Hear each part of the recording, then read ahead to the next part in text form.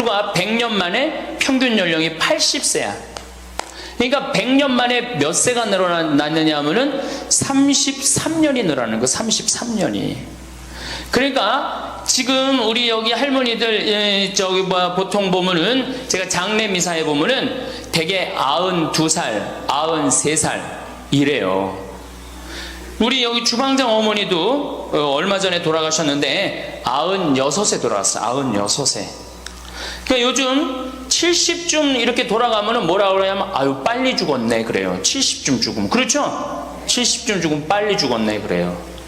그러니까 여기 대부분의 분들이 여기 계신 분들 보면은 이 정말로 재수 없으면 100살까지 다 살 거예요. 여기 있는 분들은 100살까지. 예. 까매서 한번 소구조사를 한번 해봐야 되겠다. 나 지금 70 넘었다. 손 들어봐요. 70 넘었다. 70은 나이도 아니네 보니까. 80 넘었다 하면 손 들어. 80. 우리 할머니 80 넘었어요? 몇 살이세요? 81이요. 81? 이 할머니 여기까지 온 근력 보니까 105살까지 살게 생겼네. 네. 아니 81인데 이렇게 정정한데, 근데 여러분들 천지가 그래요. 천지가. 우리가 2006년에 100살 넘은 사람이 몇 명이냐면 1960명이에요. 그러니까 거의 2000명 됐어요. 2007년에 몇 명? 4000명이에요. 4000명. 더블로 늘어나요. 더블로. 일본은 100살 넘은 사람이 3만 명이 넘어요. 3만 명이. 그러니까 옛날에는 연령이 어떻게 돼 있었느냐 하면은 애들이 많았고 어른이 조금이었어요. 그래갖고 뭐 애들은 굉장히 많은데 나를 가면 갈수록 저거 갖고 동네에서 60살 넘은 사람은 1명 내지 2명이야. 동네에서. 그러니까 60 환갑 넘었다 그러면 이렇게 지나가다도 환갑 넘은 할머니가 지나가면 절로 고개를 숙였단 말이에요. 어디 옛날에 할아버지 할머니 환갑 넘은 할아버지 할머니 지나가는데 담배를 펴요. 피다가도 얼른 끄지. 근데 지금은 이게 우리나라가 65세 이상이 500만 명이에요. 500만 명. 65세 이상이.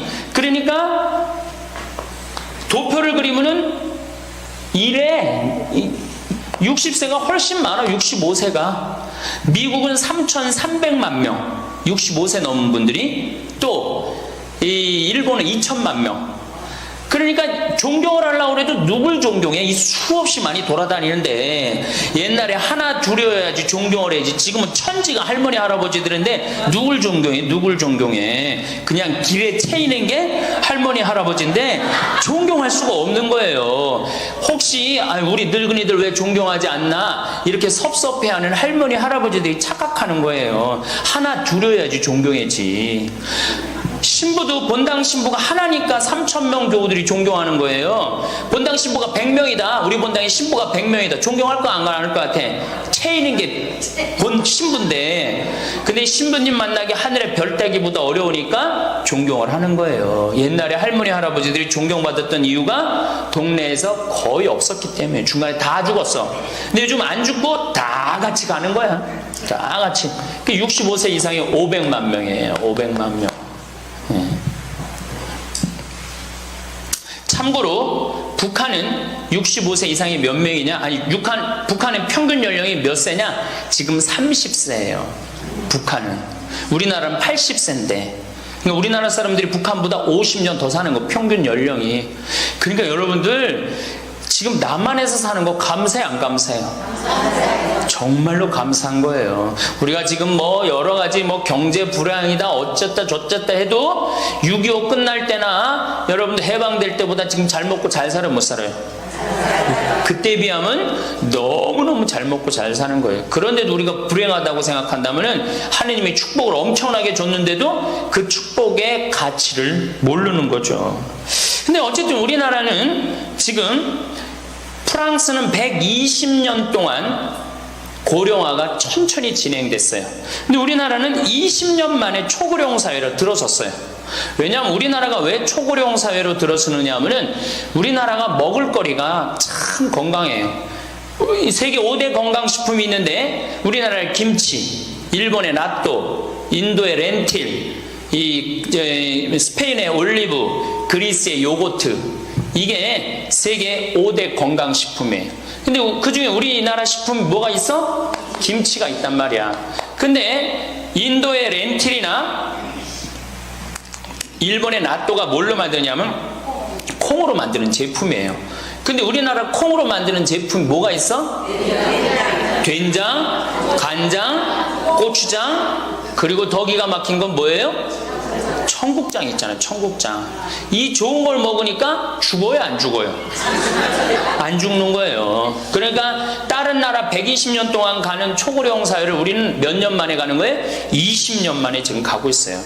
제가 병자성사를 가보면은요, 보통 95살 먹은 어머니를 며느리가 이렇게 모시면 며느리가 몇 살이냐면 70살이야. 70살. 그러면 내가 병자성사를 가면 이렇게 누워있는 할머니, 그야말로 누워서 이렇게 죽 5년 10년 받아먹는 할머니, 이렇게 며느리가 손을 잡고 뭐라고 그러는지 아세요? 엄마 왜 이렇게 안 죽어? 엄마가 빨리 죽어야지. 엄마도 덜 고생하고 나도 덜 고생하지. 그 보는 앞에서 죽으랜다니까요. 손잡고. 그리고 꼭 하는 말이 있어요. 엄마가 빨리 죽어야지 우리 신부님도 그만 고생시키고. 병자성사 맨날 오니까 신부님 고생한다 이거지. 그러니까 살아있는 게 다 고생이라는 거지. 본인도 고생, 며느리도 고생, 병자성사 오는 신부님도 고생. 그러니까 늘 고생한다니까. 엄마 빨리 죽으라고 그러는 거예요. 공자님께서 2500년 전에 뭐라고 그랬냐면은 너희는 부모의 나이를 꼭 기억해두라 그랬어요. 부모가 살 날이 얼마 남지 않았으니까. 그래갖고 내가 그 얘기를 듣고 부모님 나이를 기억하다가요, 요즘은 60 넘어서 기억하기 시작했는데 요즘 포기했어요. 헷갈려. 몇 살인지 78인지 79인지 왔다 갔다 해요. 아마 내가 이렇게 많은 분들 지금 어머니 나이 몇 살이냐면 헷갈리는 사람들 많더라고요. 83인지 4인지 왔다 갔다 하는 거죠. 쉬다 지쳐서 포기하는 거예요.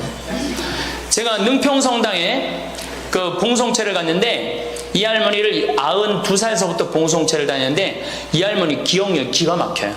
전달 봉송체 온 날 정확하게 기억해요. 날짜 요일까지. 근데 이 할머니가 내가 할머니 몇 살이에요? 그러면은 89이래. 92인데도 89이래. 93때 가갖고 할머니 몇 살이에요? 89이래. 95까지 제가 봉송체를 갔거든요. 그때도 물어보면 89이래. 왜 89이라고 그럴 것 같아요? 그렇게 기억력 좋은 할머니가. 미안한 거예요. 너무 오래 살으니까 누구한테 미안해? 자식들한테 미안한 거예요. 자식들한테. 그러니까 지금 이게 우리 현대의 가장 심각한 문제는 뭐예요? 이게 안 죽는 거, 안 죽는 거. 그럼 왜 안 죽느냐? 이게 의학이 발달해갖고요, 죽을만 하면 살려갖고 오고, 죽을만 하면 살려갖고 오고, 그래서 죽고 싶어도 죽지도 못해요, 지금. 1920년에 페니실린이 개발이 됩니다. 세계대전이 끝나고 난 다음에 페니실린이 보편화돼요. 페니실린 나오기 전에는 조금만 상처만 나도 죽었어요. 아물지 않으면. 안에 골마도 다 죽었어요. 근데 페니실린 나오고 난 다음부터 어떻게? 상처 나도 안에 골마도 페니실린 한 방만 넣으면 다 낫는 거예요. 전염병이고 뭐고. 그러니까 이제 안 죽기 시작한 거예요. 또 MIT 공대 아이들이 20세기의 최고의 발명품을 뭘로 아느냐면 칫솔로 봐요. 칫솔. 20세기 최고의 발명품. 그러니까 칫솔 나오기 전에 옛날에 여기 할머니들, 동네 할머니들, 50대 할머니들 이빨이 몇 개나 남아 있었어요. 여기 하나, 여기 하나, 그러고 뻥 뚫렸잖아요. 그렇죠? 그래갖고 그냥 옛날에 합죽이 굉장히 많았죠. 이빨이 없으니까. 그리고 왜 옛날에는 이빨이, 칫솔도 없었지만 왜 이빨이 이렇게 성하지 않았어요? 애를 7, 8, 10 놓으니 그거 애 놓으면서 힘쓰느냐고 잇몸 다 물러나고 이빨 빠지는 거예요. 근데 요즘 애도 안 놓지. 칫솔로 하지. 그러니까 이빨이 하나 둘이면은 50쯤 되면 이빨이 다 빠져요. 이빨이 하나 둘이면 어떻게 해요? 하나 둘이면 죽밖에 못 먹어요. 50살 넘어서 죽 먹기 시작하면은 아무리 죽 먹고 오래 살아도 10년 이상 못 버팁니다. 그 옛날에 환갑을 못 넘겼던 거예요. 근데 요즘 칫솔이 있어갖고 이빨이 온전한 할머니들 천재예요. 또 요즘은 의술이 발달해갖고 어떻게? 치과에 가갖고 틀니 다 해놓지. 또 이해너치, 요즘 또 임플란트까지 하지. 그러니까 이빨이 그냥 80이 돼도 다 튼튼한 거야. 이빨이 튼튼하니까 일주일에 한 번씩 고기를 꼭꼭 씹어 먹는 거예요. 죽 먹던 시대하고 고기 먹는 시대하고는 이건 틀리는 거예요. 매일 단백질을 공급해 주니까 죽어요, 안 죽어요? 안 죽는 거예요. 그래서 지금 어떻게 굉장히 오래 사시는 거예요. 그리고 요즘 또 어떻게, 옛날에는 운동이 어딨어. 옛날에는 밭에 나가서 일하고 그냥 늘 힘들게 살았잖아요. 그러니까 옛날에는 맨날 나가서 고생하고 이빨 없지. 그러니까 어떻게, 그러니까 빨리 죽는 거예요. 근데 요즘은 건강식품 먹지, 운동하지, 헬스하지, 수영하지. 이게요, 이래서 얼마나 오래 사는지 몰라. 저 뒤에 계신 분들, 지금 40대, 50대 되신 분들 손 들어보세요. 40대, 50대 되신 분들, 여러분들은 120살까지 살아. 120. 정말이에요. 여러분들은 120살까지 삽니다. 그러면 여러분들 지금 몇 년 남은 거예요? 70년 남은 분들 많아요, 지금. 지금 자식이 문제가 아니라 누가 문제야? 여러분들이 문제예요. 지금 자식 걱정할 때가 아니에요. 지금 70년이면 작은 시간이에요? 70년이면 엄청나게 긴 시간이에요. 이 70년 동안 뭐하고 살 거냐? 이거 진짜 고민해야 돼요. 이렇게 오래 살 줄 모르고 노년에 대한 준비 안 하신 분들이, 이 노년에 대한 준비를 하신 분들은 과연 몇이나 되고, 노년을 준비 안 하신 분들은 얼마나 될까? 내가 보기엔 노년 제대로 준비한 사람들 10%도 안 돼요. 우리는 노년을 어떻게 준비하면 된다고 생각했어? 자식 하나 잘 키우면은 노년 준비 잘한다고 생각하고 있는 거예요. 근데 우리나라가 이 자식 교육의 맹목적이죠. 맹목적입니다. 이 세계에서 자식한테 이렇게 맹목적인 나라 없어요. 세계에서. 그러면은 우리 할머니들, 할아버지들이 왜 자식 교육을 맹목적으로 시켰느냐? 1900년도에 조선이 무너져 버려요. 그렇죠? 1900년도에 조선이 무너져 버려요. 그럼 조선 무너지기 전에 500년 동안 양반 상놈이 있었어. 그러니까 양반하고 상놈이 있었는데, 여기 계신 분들 뭐 다 지금 족보 있다고 그러죠? 나도 사실은 우리 집 족보 있다고 그러지만은 이게 얼마나 믿어야 될지 몰라. 왜냐하면은 조선시대 양반이 10% 밖에 안 됐어요. 100명 중에 10명만 양반이었어요. 충청도가 10%, 경상도는 4% 밖에 안 됐어요. 그러면 90%는 다 뭐야? 상민이야. 상민. 노예든 노비든 뭐 백정이든 전부 다 서름 받고 살았어요. 옛날에 노비가 얼마나 서름을 받고 살았느냐면은, 말을 타고 지나가다가도 양반 집을 지나가면은 양반 이 담이 시작되는 곳에서 말에서 내려야 돼요. 말 타고 양반 못 지나가요. 그러면은 말 타고 말을 끌고 가다가 양반 담이 끝나는 데서 다시 타고 갔어요. 만약에 그냥 말 타고 지나가다가 걸리면은 멍석마리로 맞았어요. 그러니까 그냥 수백 년 동안 서러웠던 게 1900년대 순식간에 무너져 버렸어. 양반, 상놈, 계급이 무너져 버렸단 말이야. 이제 뭐만 하면 출세할 수 있어? 공부만 하면 출세할 수 있었던 거예요. 공부만. 그러니까 그냥 공부만 하면 판검사 되면 모든 게 이제 내 원한, 그동안 수백 년 동안 쌓였던 원한 한을 다 풀 수 있다. 그래갖고 이제 나는 못 먹어도 논 팔고 소 팔고 정말 나 먹고 싶은 거 쓰고 싶은 거 못하는 한 있어도 누구는 교육시켜? 자식은 교육시키겠다 이거. 자식은. 그러니까 그냥 있는 돈 없는 돈 팔아서 마련해갖고 여러분들 어떻게 했어요? 자식 공부를 시킨 게 바로 여러분들 세대예요. 여러분들이 정말로 내가 이렇게 오래 살 줄 모르고 자식 하나 출세시켜갖고 그동안 수백 년 동안 서름을 다 날려버리겠다. 그래갖고 우리나라가 교육률이 세계에서 최고로 높았던 거예요. 근데 지금 젊은 사람들은 왜 그러는지도 모르고 지금은 무조건 그 전통을 이어받아갖고 자식한테 미쳐서 교육을 시키는 거고, 지금 젊은 사람 30대 40대는 할머니 할아버지들 세대는 그 서름을 날려버리고 싶어서 자식을 교육을 시켰던 거예요. 그렇게 이렇게 있는 돈 없는 돈 다 들여갖고 자식을 출세를 시켰어. 출세를 시키면 호강할 줄 알았는데 자식이 출세하면은 호강합니까 안 합니까? 제가 이제까지 사목 경험에 의하면은 출세한 자식일수록 부모를 더 안 모십니다. 출세한 자식일수록. 부모가 서울대학 뭐 연고대 정말 대학 졸업시켜갖고 내가 출세를 했어요. 그래갖고 집에 비데가 있어. 비데. 화장실에 가면 물 나오는 거 있죠? 비데도 있고 이태리 대리석도 있고. 집은 삐까번쩍하게 기가 막히게 했는데 늙은 우리 무식한 엄마는, 무식한 아버지는 그 집에 어울려요, 안 어울려요? 안 어울리죠. 그 집에 안 어울리는 거예요. 그러니까 안 어울리고 빨리 죽으면 차라리 다행인데, 이게 안 어울리면서 죽지도 않고 그냥 그 집에서 귀신같이 왔다 갔다 한단 말이에요. 그러니까 자꾸 눈에 밟히는 거예요. 내가 평택에 있을 때 비닐하우스에서 사는 집이에요. 아, 근데 이 집에 할머니 한 분이 사는데 파출부가 와서 밥을 해주는 거예요. 파출부가 밥 해주고 빨래 해주고 할머니 뒷바라지를 다 해주는 거예요. 그리고 집에 갈 때는 바깥에서 문을 잠고 가는 거예요. 신기한 거예요. 어떻게 저런 일이 벌어지느냐. 또 봉송체도, 성당 다녀고 봉송체도 하고. 알고 봤더니 아들이 서울에서 100억대 재산가야. 집은 정말 의리의리한 집이야. 근데 그 무식한 할머니가 그 집에 어울려요, 안 어울려요? 안 어울리는 거야. 그러니까 이건 그래도 그 자식이 양심은 있어갖고 엄마는 내다버릴 수는 없고, 그러니까 서울에서 평택에다가 비닐하우스를 줘갖고 파출부 하나 있어. 거기다 갖다 놓고 그냥 내다버릴 수는 없고 어떻게 그냥 그렇게 모시는 거예요. 그랬더니 내가 어느 노인대학에 오신 분들한테 이 강의를 했더니 할머니 한 분이 그런 얘기를 안 버린 게 다행이다 그런 거예요. 그걸로 만족하는 거야. 안 버림을 당하는 것만 해도 다행이라고 그러는 거예요. 이게 기가 막힌 정말로 시대에 우리가 살고 있죠.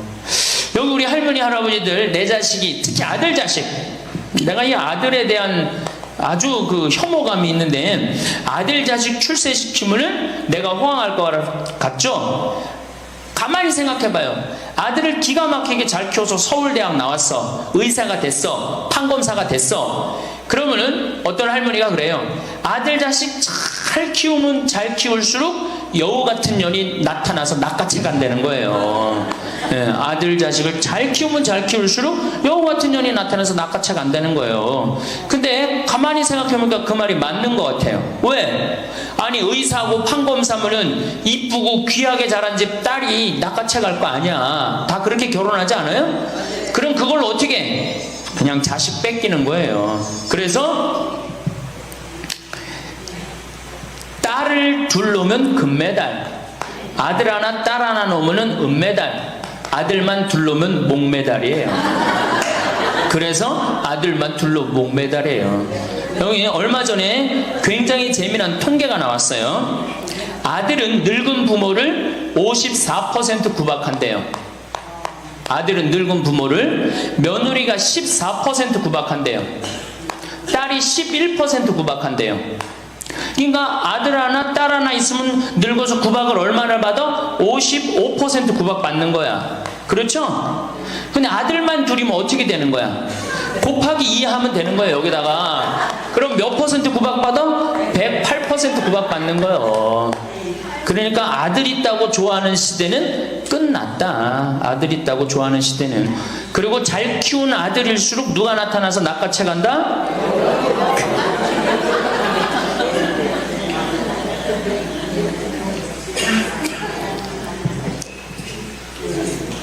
물론 아들이라고 다 불효자는 아니에요.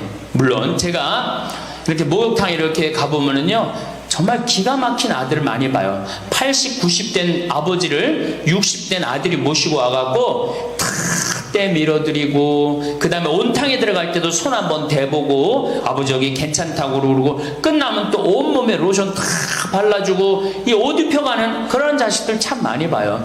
기가 막힌 효자들도 있어요. 또 음식점에 가보면은 큰 늙은 그냥 꼬부랑 할머니 모시고 와갖고 고기 구워서 입에 넣어드리는 자식들도 참 많이 봐요. 그렇게 효도하는 자식들도 있는데 그 몇 퍼센트냐? 10% 이상 넘지 않을 거려. 우리 집도 이 둘째 아들이 기가 막힌 효자예요. 내가 봐도 참 효자예요. 좋은데 구경시켜드린다고 그 치와오 갈대숲 그리고 회도 사드리고 시간 되면 여행도 모시고 기가 막혀요. 근데 그런 아들이 몇이나 되겠느냐? 제가 보기에는 그렇게 많지 않아요. 제가 뭐 비산동에서 고자 신부할 때 고해성사 들어보면 맨 자식 욕하는 할머니들 천지였어요. 맨. 우리나라가 자식에게 이 사교육비로 쏟아붓는 돈이 세계 1등입니다. OECD 국가, 경제개발협력기구 국가 중에 1등이에요. 1등. 올해도 자식한테만 사교육비가 얼마 들어가? 20조 원을 쏟아넣었어요. 공교육비 말고 학교 가는 학비, 책값 이런 거 말고 학원 보내고 과외시키는 것만 20조 원을 쏟아놓은 거예요. 에이, 정신 나간 거죠. 이렇게 있는 돈 없는 돈 쏟아서 자식한테 쏟아붓는데 늙은 부모 안 찾아가기로 세계에서 1등이 어디예요? OECD 국가 중에 우리나라가 1등이에요. 엄청나게 받았는데 그거 부모한테 되돌려줘요?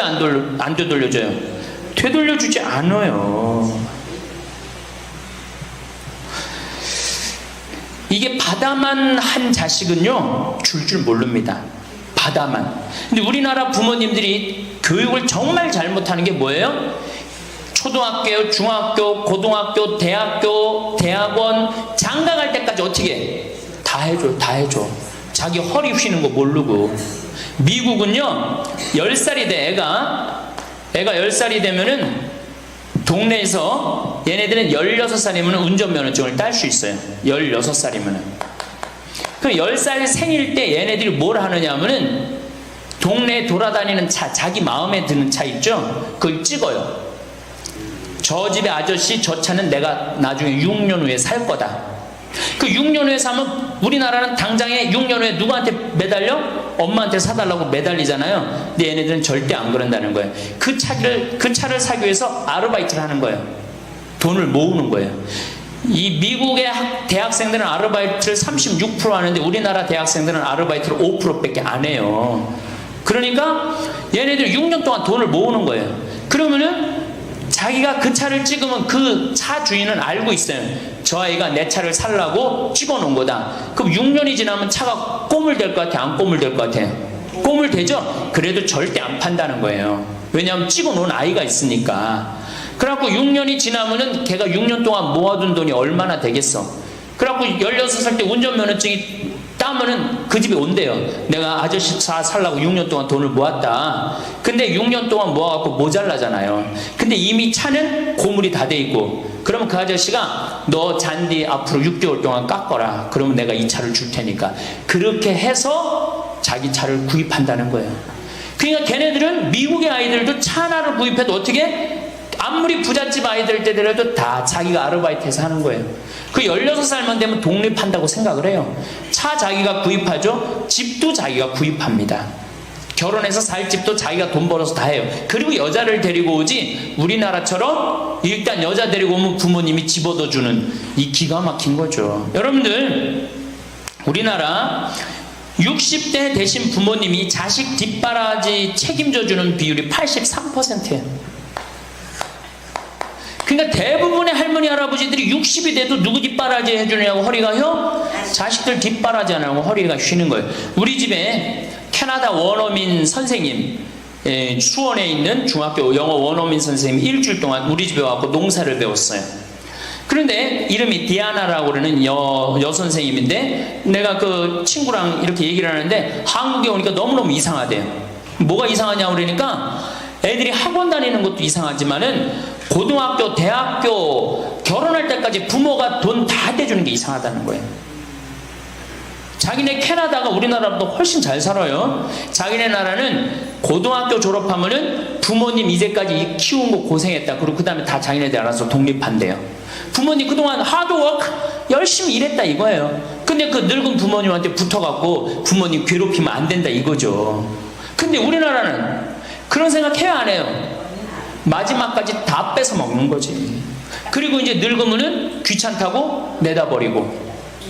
제가 평택에 있을 때 정말로 그 신문에도 보도가 꽤 됐던 거예요. 그 안양에서 사글세 집을 하나 얻은 거예요, 사람들이. 그래갖고 미리 짐부터 붙인다고 그랬는데 짐이 하나 왔어.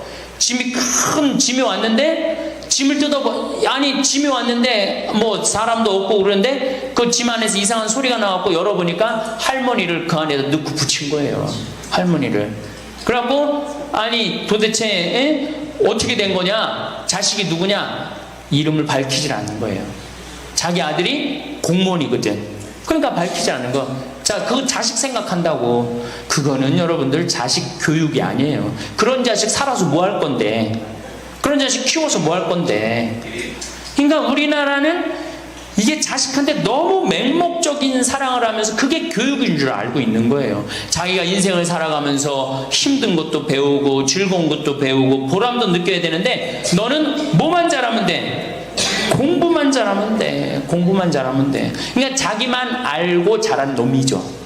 그러니까 이기적으로 자란 놈이 이타적으로 살 것 같아요? 절대 못 삽니다. 우리 어렸을 때는 어머니가 부침개를 했어. 그럼 어떻게 해요? 이 집에도 갖다 줘라, 저 집에도 갖다 줘라. 그러면서 동네 돌아다니면서 이 갖다 주는 재미, 그러면서 나누는 것도 배우잖아요. 요즘 애들이 그런 애들이 어디 있어요? 아파트 문 닫으면 끝인데. 그렇게 자라는 애들이 남을 생각할 것 같아요? 어떻게 해서든지 4배만 채우면 되는 걸로 자란지. 저는 요즘 텔레비전에서 우리나라 지금 정책 결정할 때 너무 답답한 결정들이 굉장히 많이 나와요. 어떻게 저런 결정을 할까? 국민들 생각을 하는 걸까? 안 하는 걸까? 그런데 그 결정하는 애들이 다 누구야? 초등학교 때 공부 잘하고 중학교, 중고등학교 공부 1, 2등하고 서울대학 가고 행정고시, 외무고시 이런 거 다 합격한 애들이 결정한 거예요. 자기만 알고 자란 애가 결정하는 거예요. 내가 하버드대나 몇몇 대학에 들어가는 그 활동 그것도 써준 적이 있는데 그 들어가는 애들 걔네들은 뭘 제일 중요하게 여겨요?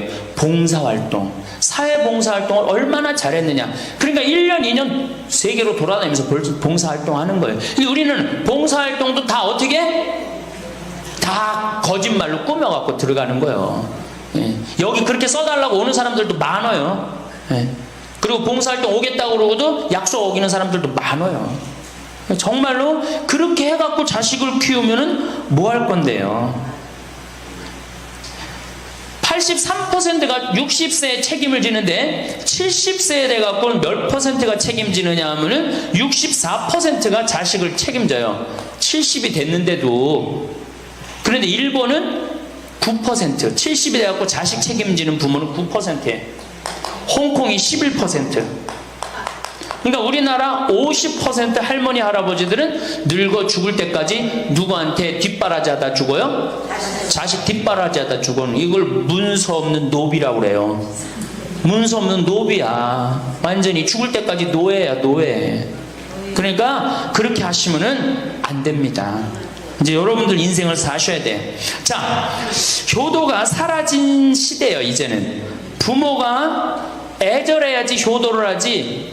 부모가 내가 부모가 없으면 내가 정말로 이게 안 되겠구나 이래야 되는데 지금 내가 50, 60이 됐는데도 부모가 살아있어 안 살아있어요?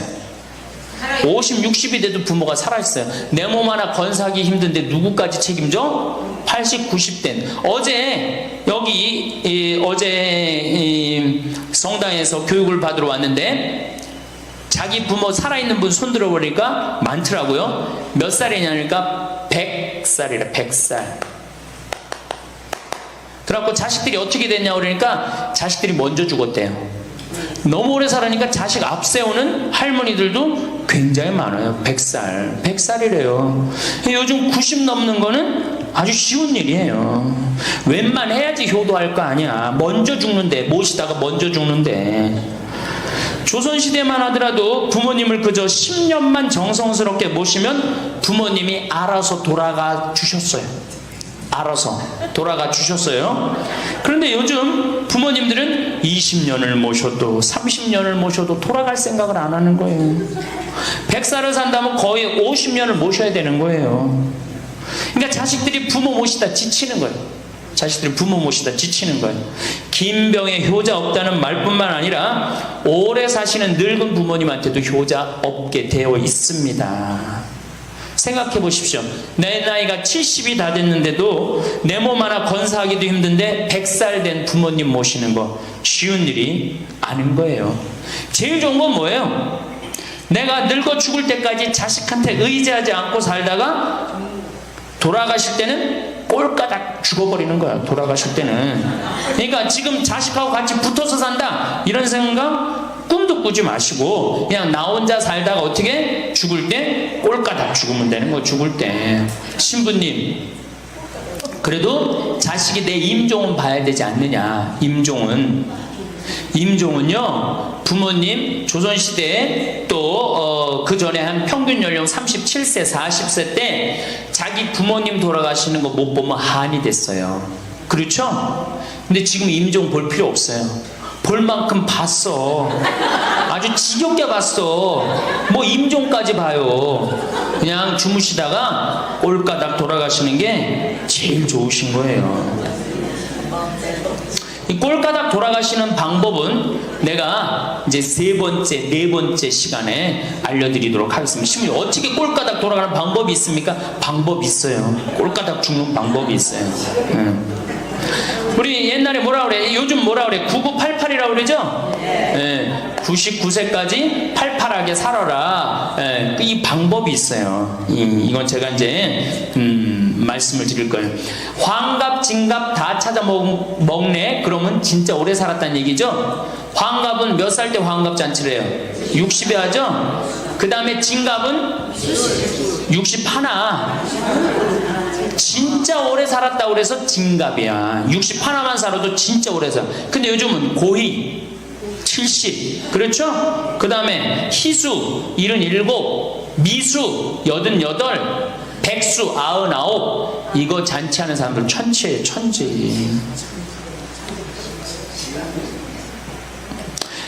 자식 하나 대학 졸업시키는데 드는 돈이 약 3억 정도 들어가요. 3억. 내 자식 둘을 졸업시켰다. 그럼 얼마가 들어가? 6억이 들어가. 6억. 셋을 졸업시켰다. 9억이 들어가. 9억. 그럼 늙어서 내가 정말로 풍요롭게 쓰는데 돈이 얼마 정도면 필요하냐면 5억에서 10억 정도에. 그러니까 내가 자식 대학만 안 보내면 어떻게? 내가 풍요롭게 쓸 수 있는 거예요. 저 뒤에 계신 젊은 분들 대학 보낼 생각하지 마세요. 여러분들, 우리나라가 고등학교 졸업해갖고 대학교 들어가는 게 83%가 고등학교 졸업하는 아이들이 대학 가요. 우리나라보다 훨씬 잘 사는 일본이 고등학교 졸업하고 대학 얼마 들어가? 50% 들어가요. 그 다음 유럽이 대학 졸업하고 30% 들어가요. 우리나라는 고등학교 졸업하면 아무나 진짜 공부하기 싫은 놈이나 꼴통이나 문제 일으키는 놈 아니면 다 대학 가는 거야. 다 대학 가요.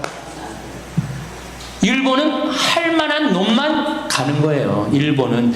유럽은 진짜 똑똑한 놈만 가는 거예요. 그래서 독일은 대학 졸업하면 문패에다 대학 졸업했다는 표시를 써놔요. 그만큼 대학 졸업하는 게 힘든 거예요. 근데 우리는 아무나 대학 졸업 다 해요. 아무나. 그 좋은 대학 가면 몰라. 머리는 완전히 그냥 정말로 돌머리인데 그냥 무슨 지방 제3대학 4대학 나왔고 취직을 해요. 올해 여러분들 100명 졸업한 중에 취직 몇 명 했어? 3.8명에서 3.8명.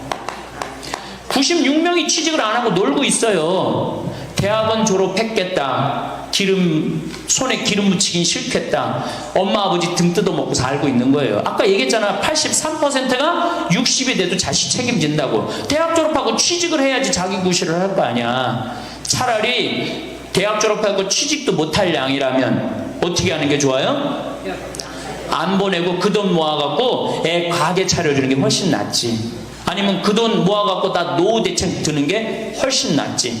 우리나라의 대학을 때려 부시지 않으면 경쟁력이 없어요. 때려 부셔야 돼요. 유럽보다 대학이 10배가 많아요. 10배가. 유럽보다 대학이. 근데 그 대학이 경쟁력이 있느냐? 55개 국가 중에 경쟁력이 3등이에요. 우리나라 대학이. 그러니까 다 미쳐있는 거야. 내가 보기에는 다 미쳐있는 거야. 그냥 제발 좀 정신 좀 차리세요. 저 뒤에 계신 분들. 앞으로 몇 년 남아있어요? 70년 남아있어요. 있는 돈 없는 돈 자식한테 쏟아낼 게 아니에요. 우리 할머니 할아버지들 자식 걱정해서 자식들한테 잔소리한들 자식들이 귀담아 듣습니까? 챙겨나면 귀담아 들어요, 안 들어요? 뭐 한다 그래? 노망 떤다 그러지. 우리 엄마 아는 것도 없고 무식한데 웬 챙겨를 이렇게 하느냐고 엄마나 잘하라고 그러고 구박하죠. 그러니까 지금 우리 할머니 할아버지들도 자식 걱정할 때가 아니야. 이제는 누구 걱정해? 내 남은 여생을 어떻게 의미 있고 행복하게 지낼 것이냐, 그거 하나. 나 자식한테 부담 안 주고 내 속 썩이는 거, 나 하나 속 안 썩이고 나 혼자 행복하게 사는 게 진짜 그 좋은 거예요. 제가 외국 여행 다녀보니까 선진국에서 돈 쓰는 사람들은 다 할머니 할아버지들이에요. 백화점에서 양장 사 입고 양복 사 입는 분들 다 누구야? 할머니 할아버지들이에요. 내가 뭐 프랑스 파리 쌍젤리제 거리, 그 다음에 이탈리아 나보나 광장 이런 데 다 다녀보잖아요. 밤에 누구만 돌아다녀요? 할머니 할아버지들만 돌아다녀요. 거기서 다 팔짱 끼고 나와서 와인 마시고 맥주 한 잔 마시고 그리고 들어가세요. 우리나라 명동 밤거리에 누구만 돌아다녀요? 젊은 애들만 돌아다니죠? 할머니는 그 시간에 뭐해? 뒷방에 쥐처럼 웅크리고 있는 거예요. 정말로. 그래갖고 명동에 나가면 할머니들 할아버지도 구경할 수 없는데 탑골 공원에 가보면 할머니들이 거기서 뭐하고 비둘기하고 놀고 있잖아. 놀아주는 사람도 없으니까 비둘기하고 놀아주고 있는 거예요. 제발 그러지 마시고 가지고 있는 거 쓰고 돌아가세요. 쓰고. 그리고 제발 다니세요. 그리고 우리 할머니들 지금 오늘 1박 2일 이렇게 나와주는 거 이거 며느리한테 굉장히 좋은 거예요. 나 며느리랑 산다 한번 손 들어봐. 며느리랑 사는 거는 가능한 한 집에서 자꾸 나가주는 게 좋은 거예요. 하루라도 집을 비워주는 게 며느리가 좋은. 생각해봐. 30년 40년 시어머니하고 같이 산다고 생각을 해봐요. 아침부터 저녁까지 그냥 얼굴 마주보고 산다고 생각해봐. 얼마나 힘들어. 귀 있을 때마다 뭐 해주는 게 좋아? 나가주는 게 좋은 거예요. 그러니까 가능한 한 나가 돌아다니고, 아침에 해 뜨면 집에 나와갖고 해 지면 집에 이제 들어가는 거, 그게 좋은 거예요. 그래갖고 청승맞게 탑골공원 그런 데 가면 안 되고 이런 데. 그냥 노인대학, 우리 천주교가 진짜 잘하는 게 뭔지 아세요? 노인대학이에요. 노인대학. 이거 정말로 천주교 진짜 잘하는 것 중에 하나예요. 우리나라 경제가 왜 안 돌아가는 줄 아세요? 할머니 할아버지들이 돈을 안 써서 경제가 안 돌아가는 거예요. 할머니 할아버지들이 돈을 안 써서 경제가 안 돌아가는 거 생각을 해봐. 옛날에는 할머니 할아버지들이 조금밖에 없었잖아요. 쓰면 얼마나 써, 이 할머니 할아버지들이. 애들이 돈 썼잖아요. 근데 지금은 어때? 이렇단 말이야. 이 500만 명이 돈을 안 쓴단 말이야. 돈을 왜 안 써? 돈을 왜 안 쓰냐면은 내가 가지고 있는 집 이거 누구한테 물려주려고 안 쓰는 거야? 자식한테 물려주려고 안 쓰는 거야. 이거 은행에다 맡기고 이거 쓰면은 우리나라 경제 돌아갈 것 같아? 안 돌아갈 것 같아요? 팍팍 돌아갑니다. 팍팍. 할머니들이 여행도 많이 다니고 옷도 많이 사고 맛있는 것도 많이 사고 사 먹고 그러면 경제 팍팍 돌아가. 아 근데 이 500만 명이 돈을 깔고 뒷방에 딱 그냥 눌러 앉아서 안 쓰네. 그러니까 경제가 안 돌아가는 거예요. 다 쓰시다가 돌아가실 때 통장에 500만 원만 남겨놓고 돌아가세요. 500만 원만 통장에 다 쓰다가 신부님 500만 원으로 무슨 장례를 합니까? 부주금 들어오잖아. 부주금. 이 부주금 갖고도 싸우는 사람 많아요. 네가 더 갔느냐 내가 더 갔느냐 그리고 싸우고 앉아있다고. 세상에 부모 돌아가셨는데 부주금 갖고 그래갖고 형제끼리 싸워갖고 죽고 그러는 경우도 많아요. 얼마나 이게 우리나라가 지금 정말 불행한 거예요. 다 쓰다가 통장에 얼마만 남기고 죽어? 500만 원만 남기고 죽을 때 어떻게 죽어? 꼴까닥 죽어버리란 말이야. 다 쓰다가 통장에 500만 원만 남으면 꼴까닥 죽게 돼 있어요. 근데 안 쓰고 뒷방에 들어 앉으면 10년 20년 벽에 똥치라고 사는 거예요. 저는 우리 형제들한테 이미 공표했어요. 어머니가 돌아가시든지 아버지가 돌아가시든지 부주금 들어오면 형제들이 한 푼도 손 못 댄다. 그거 내가 다 가지고 과원이나 양론에 집 한 채 줘준다. 어머니 이름이나 아버지 이름으로. 얼마나 멋있어. 그렇게 멋있게 살다가 가야 되지 않아요? 이건 죽으나 사나 내 자식밖에 모르고 사니 이게 얼마나 나라가 빡빡하고 답답해요. 우리나라 그냥 게이츠 240억 달러를 사회에 기증해놨잖아요. 우리나라는 어떻게 한 푼이라도 더 자식한테 재산, 돈 많은 사람들이 재산 자식한테 더 준다고 편법 쓰고 불법 쓰고, 아, 정말 얼마나 답답해요. 우리 할머니들은 다 쓰다가 통장에 500만 원만 남기고 죽든지, 만약에 죽으려고 그랬는데도 아직도 돈이 남았다 그러면은 본당 신부한테 갖다 줘. 네? 여러분, 한시민한테 갖다 주란 말이야.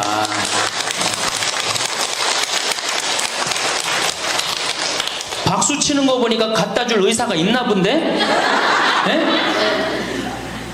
제발 자식한테 주는 게 절대 훌륭하게 사는 게 아니에요. 자식들은 지가 알아서 살고, 나는 마지막에 이제 하느님한테 빌려 썼으니 하느님의 영광을 위해서, 가난하고 어려운 이웃을 위해서 피사하고 가는 거예요. 그렇게 살아야지 우리나라가 복지국가가 되고 선진국가가 되는 거예요. 부자 부모가 돌아가면은 국가 재산의 반은, 본인의 재산의 반은 국가가 갖고 와. 써보지도 못하고, 나머지 반은 네가 더 갖느냐 내가 더 갖느냐 형제끼리 싸워갖고 원수가 돼갖고 서로 만나지도 않아요. 네, 만나지도 않아요. 근데 가난한 집 부모가 돌아가면은 이제 우리 부모 돌아갔으니까 우리밖에 안 남았다, 서로 나눠 가질 것도 없으니까 싸우지도 않고 어떻게 우애가 더 좋아진단 말이에요. 그걸 누가 만들어? 여러분들이 결정하는 거예요. 지금 아까 물어보니까 뭐 4억 5억 아파트 한 채에 뭐 4억 5억, 야, 그 돈 남겨놓으면 자식이 좋아할 것 같아요? 서로 원수됩니다. 원수돼요. 그러니까 다 쓰다 돌아가세요. 냉면 먹고 싶으면 큰아들이 사줄래나 둘째 아들이 사줄래나 막내딸이 사줄래나, 여름 내내 기다렸는데 한 놈도 와서 안 사줘. 그럼 억울해 안 억울해? 아니, 냉면이 얼마나 한다고? 5,000원이면 사 먹잖아요. 그럼 내 돈 주고 내가 가서 사 먹으면 되는 거를 큰아들이 사줄래나 둘째 아들이 사줄래나 막내딸이 사줄래나 그걸 기다려. 그렇게 청승을 떨고 살아요. 내가 가서 내가 사 먹으면 되는 걸. 근데 평생 나를 위해서 써봤어 안 써봤어? 이젠 써보세요. 날 위해서 쓰는 연습을 하세요. 그래야지 나라 경제가 돌아가는 거예요. 나무는 뿌리가 썩으면은, 나무는 튼튼, 사유가 100년 만에 평균 연령이 80세야. 그러니까 100년 만에 몇 세가 늘어났느냐 하면은 33년이 늘어나는 거, 33년이. 그러니까 지금 우리 여기 할머니들 보통 보면은, 제가 장례 미사에 보면은 대개 92살, 93살 이래요.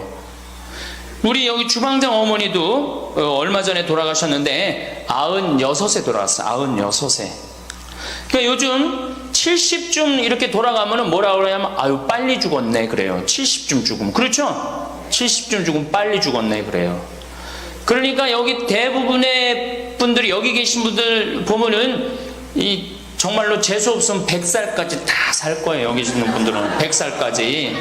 예. 까매서 한번 호구조사를 한번 해봐야 되겠다. 나 지금 70 넘었다. 손 들어봐요. 70 넘었다. 70은 나이도 아니네 보니까. 80 넘었다 하면 손 들어. 80. 우리 할머니 80 넘었어요? 몇 살이세요? 81이요. 81? 이 할머니 여기까지 온 근력 보니까 105살까지 살게 생겼네. 네.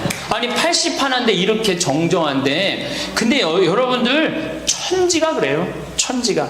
우리가 2006년에 100살 넘은 사람이 몇 명이냐면 1960명이에요. 그러니까 거의 2000명 됐어요. 2007년에 몇 명? 4000명이에요. 4000명. 더블로 늘어나요. 더블로. 일본은 100살 넘은 사람이 3만 명이 넘어요. 3만 명이. 그러니까 옛날에는 연령이 어떻게 돼 있었느냐 하면은 애들이 많았고 어른이 조금이었어요.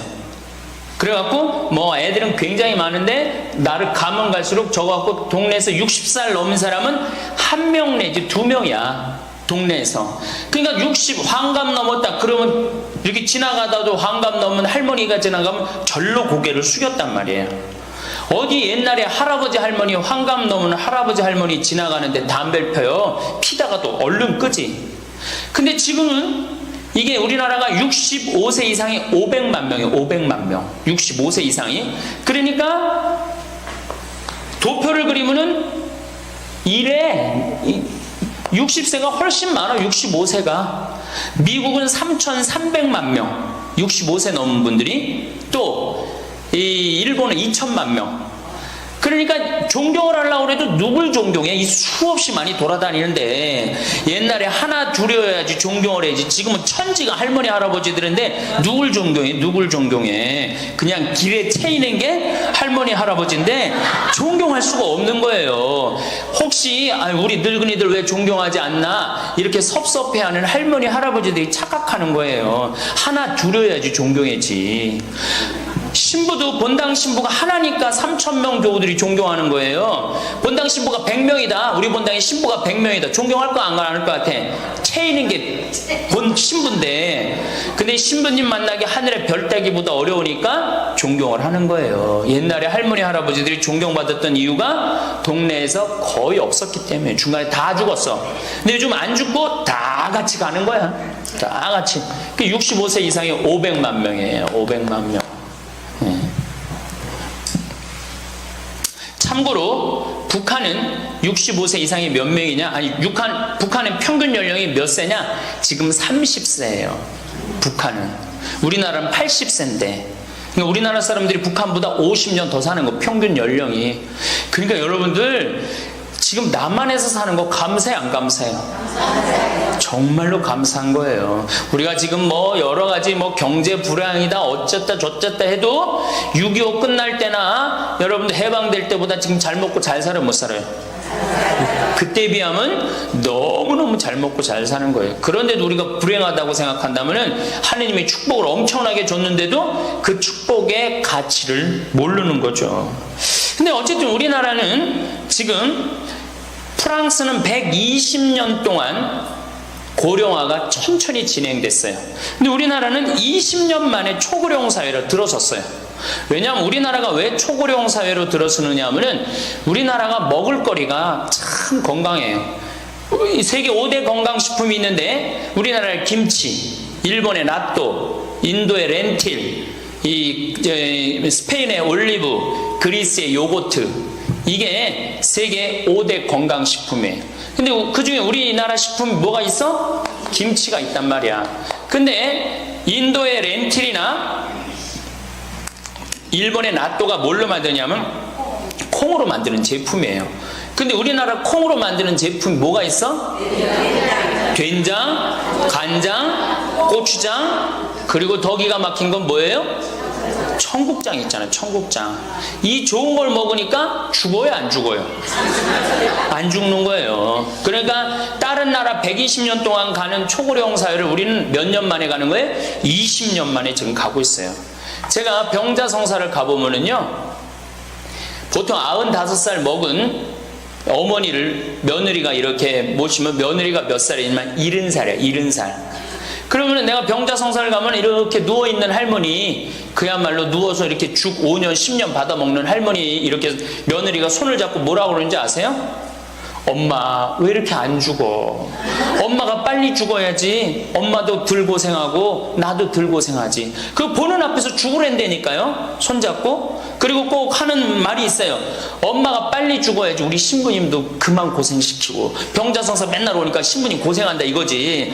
그러니까 살아있는 게 다 고생이라는 거지. 본인도 고생, 며느리도 고생, 병자성사 오는 신부님도 고생. 그러니까 늘 고생한다니까. 엄마 빨리 죽으라고 그러는 거예요. 공자님께서 2500년 전에 뭐라고 그랬냐면은 너희는 부모의 나이를 꼭 기억해두라 그랬어요. 부모가 살 날이 얼마 남지 않았으니까. 그래갖고 내가 그 얘기를 듣고 부모님 나이를 기억하다가요, 요즘은 60 넘어서 기억하기 시작했는데 요즘 포기했어요. 헷갈려. 몇 살인지 78인지 79인지 왔다 갔다 해요. 아마 내가 이렇게 많은 분들 지금 어머니 나이 몇 살이냐면 헷갈리는 사람들 많더라고요. 83인지 4인지 왔다 갔다 하는 거죠. 쉬다 지쳐서 포기하는 거예요. 제가 능평성당에 그 봉송체를 갔는데 이 할머니를 92살서부터 봉송체를 다녔는데 이 할머니 기억력이 기가 막혀요. 전달 봉송체 온 날 정확하게 기억해요. 날짜 요일까지. 근데 이 할머니가 내가 할머니 몇 살이에요? 그러면은 89이래. 92인데도 89이래. 93때 가갖고 할머니 몇 살에 89이래. 95까지 제가 봉송체를 갔거든요. 그때도 물어보면 89이래. 왜 89이라고 그럴 것 같아요? 그렇게 기억력 좋은 할머니가 미안한 거예요. 너무 오래 살으니까 누구한테 미안해? 자식들한테 미안한 거예요. 자식들한테. 그러니까 지금 이게 우리 현대의 가장 심각한 문제는 뭐예요? 이게 안 죽는 거야. 안 죽는 거. 그럼 왜 안 죽느냐?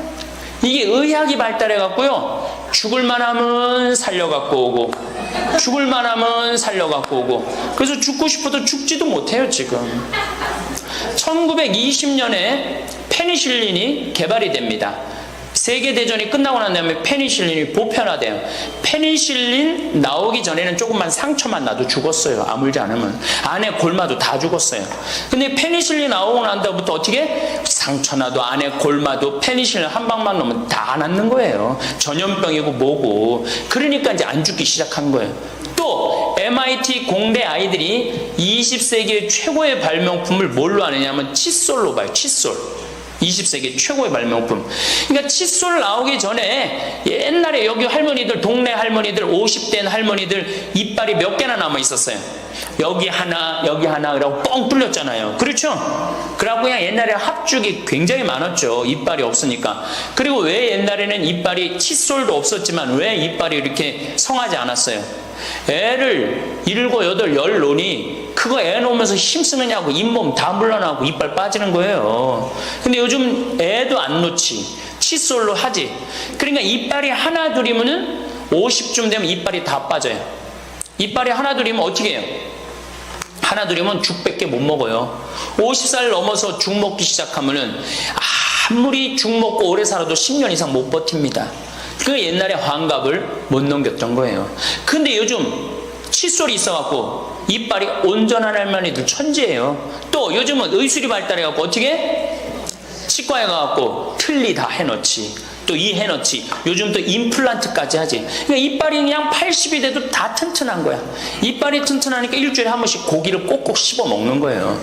죽 먹던 시대하고 고기 먹는 시대하고는 이건 틀리는 거예요. 매일 단백질을 공급해 주니까 죽어요, 안 죽어요? 안 죽는 거예요. 그래서 지금 어떻게? 굉장히 오래 사시는 거예요. 그리고 요즘 또 어떻게? 옛날에는 운동이 어딨어. 옛날에는 밭에 나가서 일하고 그냥 늘 힘들게 살았잖아요. 그러니까 옛날에는 맨날 나가서 고생하고 이빨 없지. 그러니까 어떻게? 그러니까 빨리 죽는 거예요. 근데 요즘은 건강식품 먹지, 운동하지, 헬스하지, 수영하지. 이게요, 이래서 얼마나 오래 사는지 몰라. 저 뒤에 계신 분들, 지금 40대, 50대 되신 분들 손 들어보세요. 40대, 50대 되신 분들, 여러분들은 120살까지 살아. 120. 정말이에요. 여러분들은 120살까지 삽니다. 그러면 여러분들 지금 몇 년 남은 거예요? 70년 남은 분들 많아요. 지금 자식이 문제가 아니라 누가 문제야? 여러분들이 문제예요. 지금 자식 걱정할 때가 아니에요. 지금 70년이면 작은 시간이에요? 70년이면 엄청나게 긴 시간이에요. 이 70년 동안 뭐하고 살 거냐? 이거 진짜 고민해야 돼요.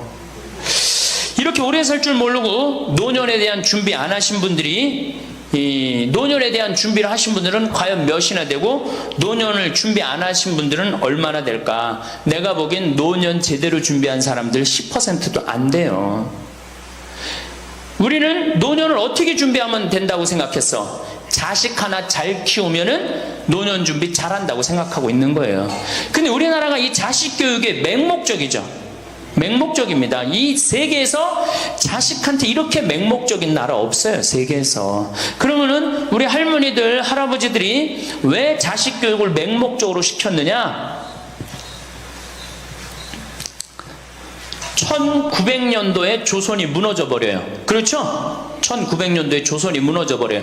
그럼 조선 무너지기 전에 500년 동안 양반 상놈이 있었어. 그러니까 양반하고 상놈이 있었는데, 여기 계신 분들 뭐 다 지금 족보 있다고 그러죠? 나도 사실은 우리 집 족보 있다고 그러지만은 이게 얼마나 믿어야 될지 몰라. 왜냐하면은 조선시대 양반이 10% 밖에 안 됐어요. 100명 중에 10명만 양반이었어요. 충청도가 10%, 경상도는 4% 밖에 안 됐어요. 그러면 90%는 다 뭐야? 상민이야, 상민. 노예든 노비든 뭐 백정이든 전부 다 서름 받고 살았어요. 옛날에 노비가 얼마나 서름을 받고 살았느냐면은 말을 타고 지나가다가도 양반집을 지나가면은 양반 이 담이 시작되는 곳에서 말에서 내려야 돼요. 말 타고 양반 못 지나가요.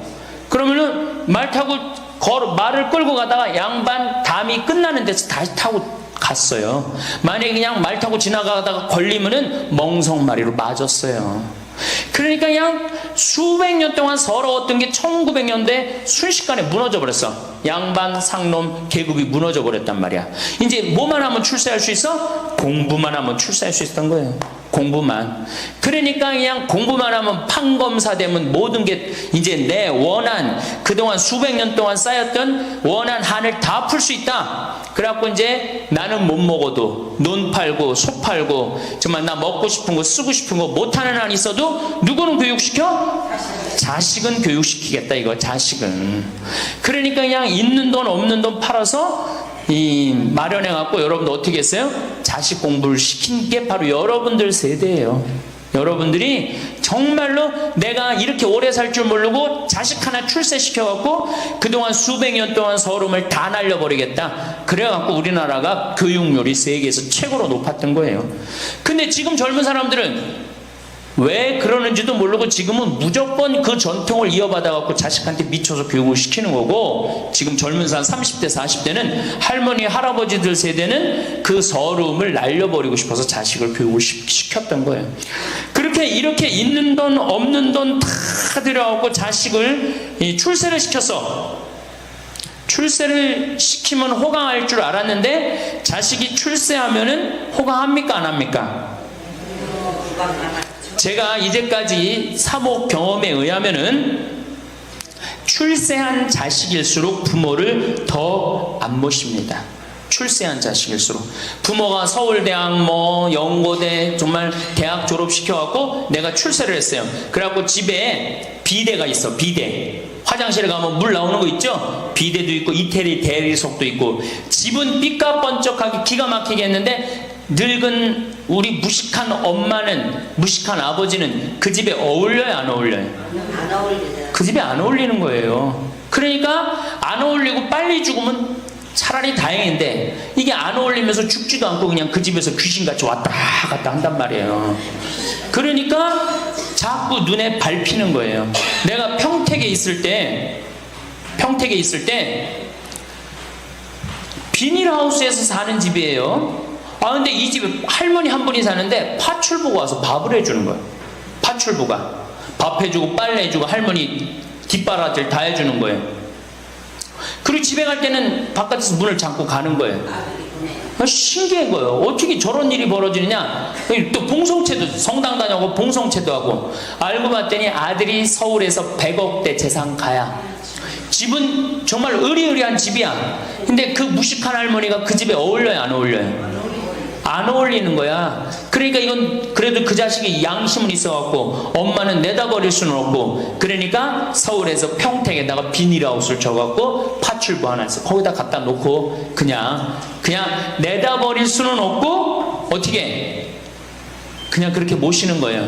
그랬더니 내가 어느 노인대학에 오신 분들한테 이 강의를 했더니 할머니 한 분이 그런 얘기를 안 버린 게 다행이다 그러는 거예요. 그걸로 만족하는 거야. 안 버림을 당하는 것만 해도 다행이라고 그러는 거예요. 이게 기가 막힌 정말로 시대에 우리가 살고 있죠.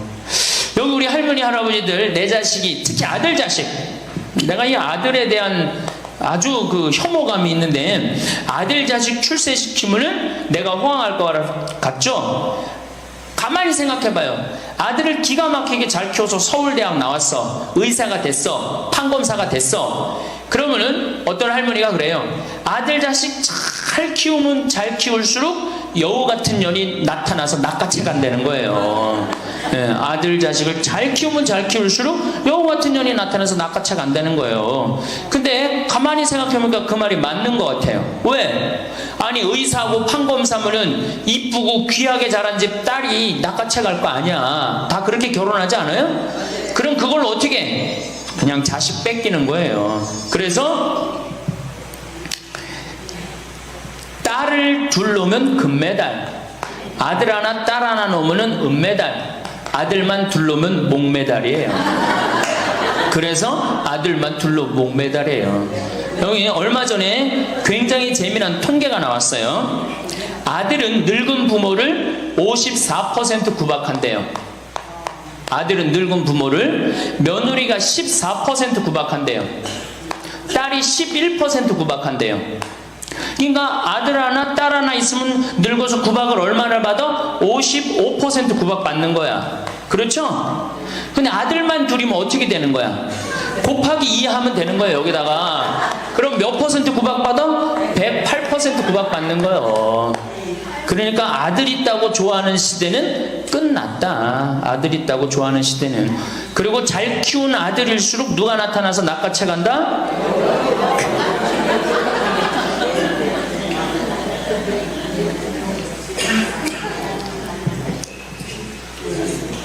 물론 아들이라고 다 불효자는 아니에요. 물론 제가 이렇게 목욕탕에 이렇게 가보면은요, 정말 기가 막힌 아들을 많이 봐요. 80, 90된 아버지를 60된 아들이 모시고 와갖고 탁 밀어드리고, 그 다음에 온탕에 들어갈 때도 손 한번 대보고 아버지 여기 괜찮다고 그러고, 끝나면 또 온몸에 로션 탁 발라주고, 이 옷 입혀가는 그런 자식들 참 많이 봐요. 기가 막힌 효자들도 있어요. 또 음식점에 가보면은 큰 늙은 그냥 꼬부랑 할머니 모시고 와갖고 고기 구워서 입에 넣어드리는 자식들도 참 많이 봐요. 그렇게 효도하는 자식들도 있는데 그 몇 퍼센트냐? 10% 이상 넘지 않을 거려. 우리 집도 이 둘째 아들이 기가 막힌 효자예요. 내가 봐도 참 여자애. 좋은데 구경시켜드린다고 그 치와오 갈대숲, 그리고 회도 사드리고, 시간 되면 여행도 모시고 기가 막혀요. 근데 그런 아들이 몇이나 되겠느냐? 제가 보기에는 그렇게 많지 않아요. 제가 비산동에서 고자 신부할 때 고해성사 들어보면 맨 자식 욕하는 할머니들 천지였어요. 맨. 우리나라가 자식에게 이 사교육비로 쏟아붓는 돈이 세계 1등입니다. OECD 국가, 경제개발협력기구 국가 중에 1등이에요. 1등. 올해도 자식한테만 사교육비가 얼마 들어가? 20조 원을 쏟아넣었어요. 공교육비 말고, 학교 가는 학비, 책값 이런 거 말고 학원 보내고 과외시키는 것만 20조 원을 쏟아놓은 거예요. 에이, 정신 나간 거죠. 이렇게 있는 돈 없는 돈 쏟아서 자식한테 쏟아붓는데, 늙은 부모 안 찾아가기로 세계에서 1등이 어디예요? OECD 국가 중에 우리나라가 1등이에요. 엄청나게 받았는데 그거 부모한테 되돌려줘요? 안 되돌려줘요? 되돌려주지 않아요. 이게 받아만 한 자식은요, 줄 모릅니다. 받아만. 근데 우리나라 부모님들이 교육을 정말 잘못하는 게 뭐예요? 초등학교, 중학교, 고등학교, 대학교, 대학원, 장가 갈 때까지 어떻게 해? 다 해줘. 자기 허리 휘는 거 모르고. 미국은요, 10살이 돼, 애가 10살이 되면은 동네에서 얘네들은 16살이면 운전면허증을 딸 수 있어요. 16살이면.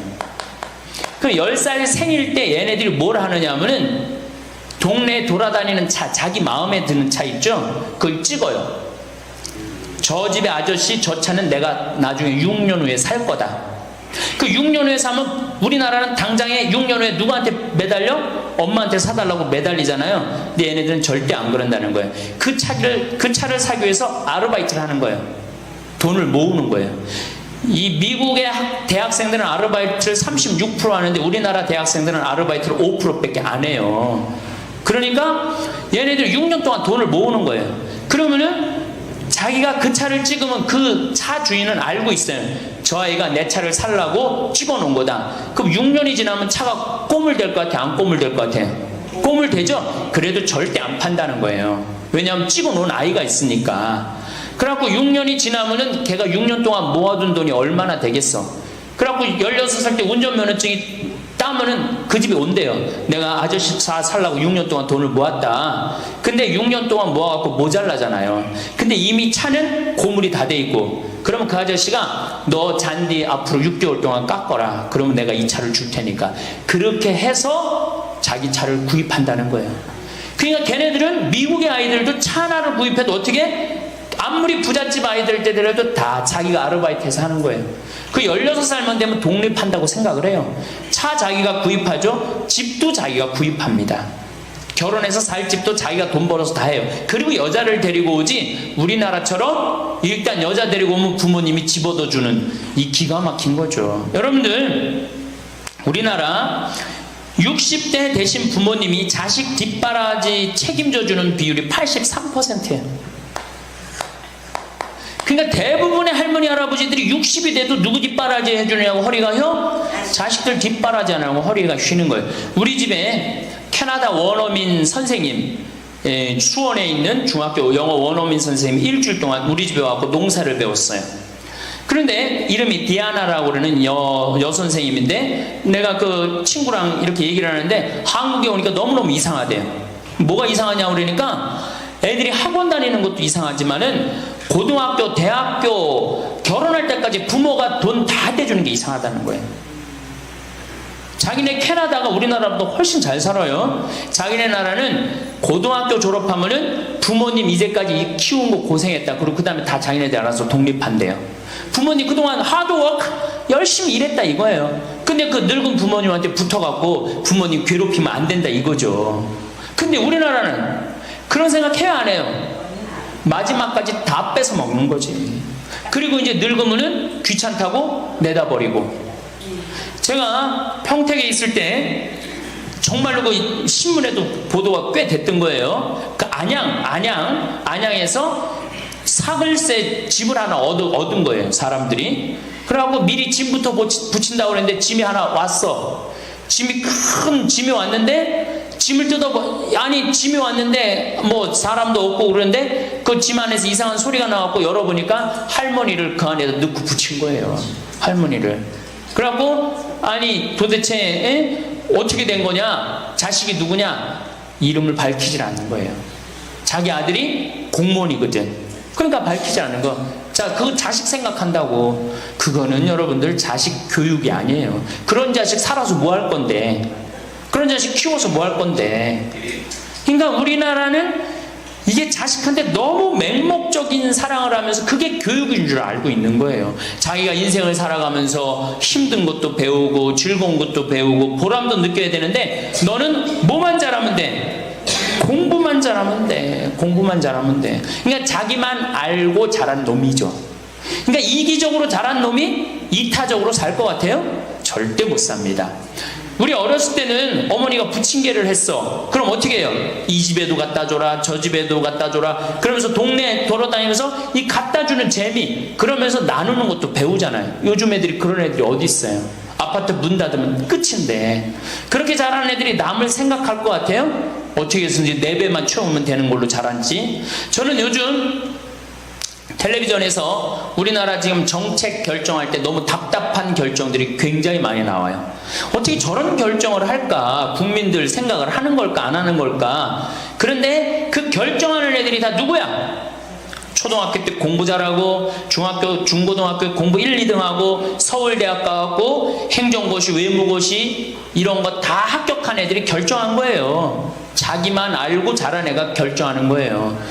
내가 하버드대나 몇몇 대학에 들어가는 그 활동 그것도 써준 적이 있는데 그 들어가는 애들 걔네들은 뭘 제일 중요하게 여겨요?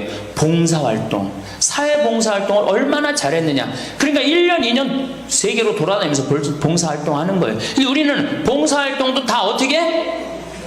다 거짓말로 꾸며갖고 들어가는 거예요. 예. 여기 그렇게 써달라고 오는 사람들도 많아요. 예. 그리고 봉사활동 오겠다고 그러고도 약속 어기는 사람들도 많아요. 정말로 그렇게 해갖고 자식을 키우면은 뭐 할 건데요? 83%가 60세에 책임을 지는데 70세에 돼갖고는 몇 %가 책임지느냐 하면은 64%가 자식을 책임져요. 70이 됐는데도. 그런데 일본은 9%, 70이 돼갖고 자식 책임지는 부모는 9%예요. 홍콩이 11%. 그러니까 우리나라 50% 할머니 할아버지들은 늙어 죽을 때까지 누구한테 뒷바라지하다 죽어요? 자식 뒷바라지하다 죽어요. 이걸 문서 없는 노비라고 그래요. 문서 없는 노비야. 완전히 죽을 때까지 노예야, 노예. 그러니까 그렇게 하시면은 안 됩니다. 이제 여러분들 인생을 사셔야 돼. 자, 효도가 사라진 시대예요. 이제는 부모가 애절해야지 효도를 하지.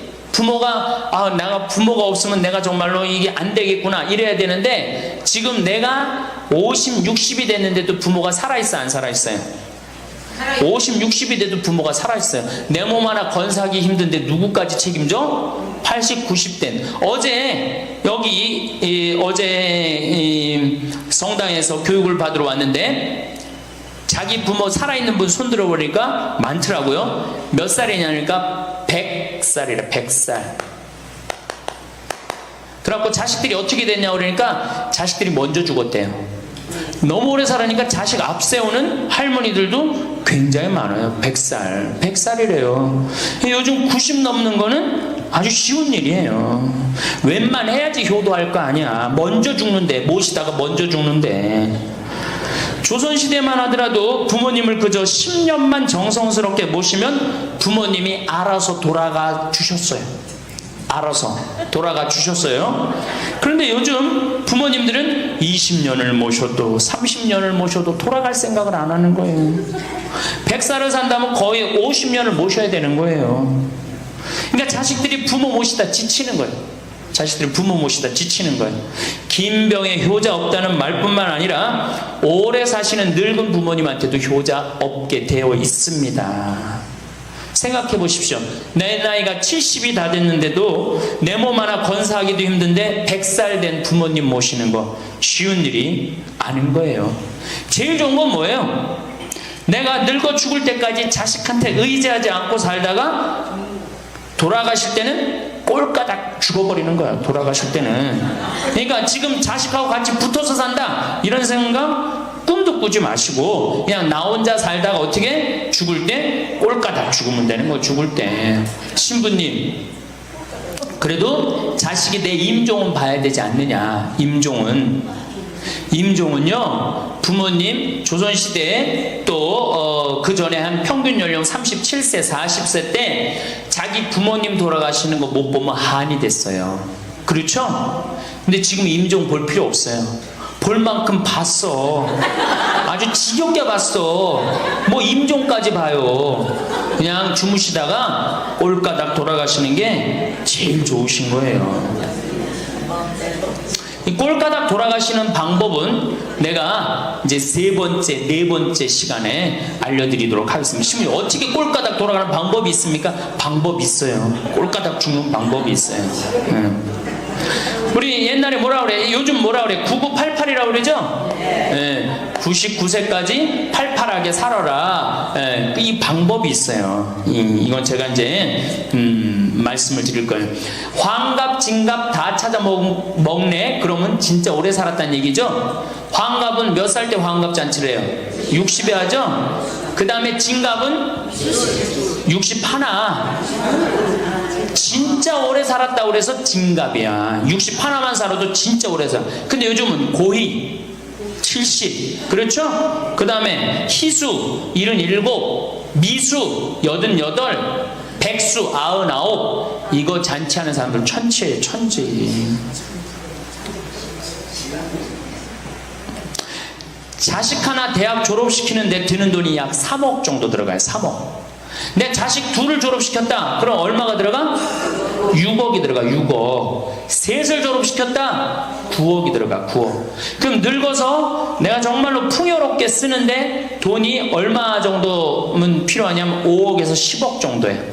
그러니까 내가 자식 대학만 안 보내면 어떻게? 내가 풍요롭게 쓸 수 있는 거예요. 저 뒤에 계신 젊은 분들 대학 보낼 생각하지 마세요. 여러분들 우리나라가 고등학교 졸업해갖고 대학교 들어가는 게 83%가 고등학교 졸업하는 아이들이 대학 가요. 우리나라보다 훨씬 잘 사는 일본이 고등학교 졸업하고 대학 얼마 들어가? 50% 들어가요. 그 다음 유럽이 대학 졸업하고 30% 들어가요.